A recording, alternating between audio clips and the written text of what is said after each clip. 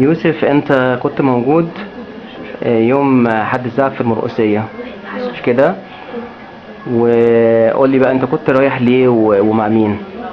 كنت رايح انا وبابا، وانا وقفت مكان عمي. انت بتقف عشان بتبيعوا الزعف، مش كده؟ واحنا في مدخل الكنيسة كده، صح؟ عند المكتبة. انت كنت واقف هناك؟ كنت المفروض رايح مع مين؟ مع بابا وماما؟ اه. ايه اللي حصل بقى بعد كده؟ بعد كده لقينا ازاز وانفجار، الانفجار نزل، الازاز كله اتكسر بتاع الشارع. طب ايه تاني؟ ايه اللي انت شفته تاني غير الازاز؟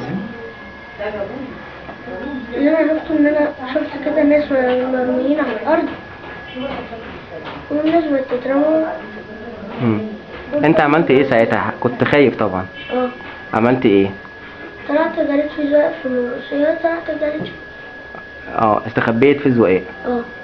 لغايه بقى لما جه حد من مين جالك من قرايبك؟ عمتك؟ عمتي جاتلي اخدتني وطلعني.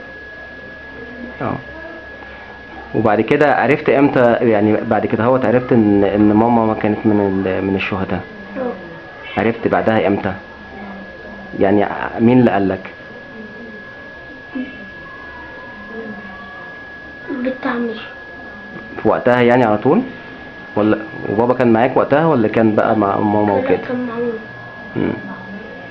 طيب، يعني انا عايزك تقول لي يا يوسف، انت طبعا ماما في السماء وراحت السماء وانت عارف كده كويس، مش كده؟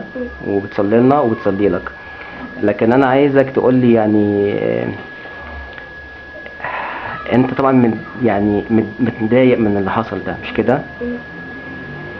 يعني عايزك تقول لي كده ايه يعني احساسك ايه كده، او ايه اللي يعني اللي حاسس بعد الموضوع ده هوت. وعرفت طبعا الناس ان في واحد جاب حزام ناسف وفجر نفسه، وهو السبب اللي حصل في الكنيسة كلها. عايز تقول له ايه الراجل ده اللي هو، او الناس اللي هم زيه كده اللي بيعملوا الارهابيين اللي هم بيعملوا الحاجات دهيت، عايز تقول لهم ايه؟ عايزين حقنا، واللي عمل كده هو ربنا يحاسبه. طب واللي بيفكر يعمل كده عايز تقول له ايه؟ لو واحد بيفكر ان هو يعمل كده تاني في مكان تاني، لو انت قابلته تقول له ايه؟ انا حرام عليهم ان هم بيعملوا ده، حرام. انت عندك اخوات يوسف؟ اكبر ولا اصغر؟ اصغر.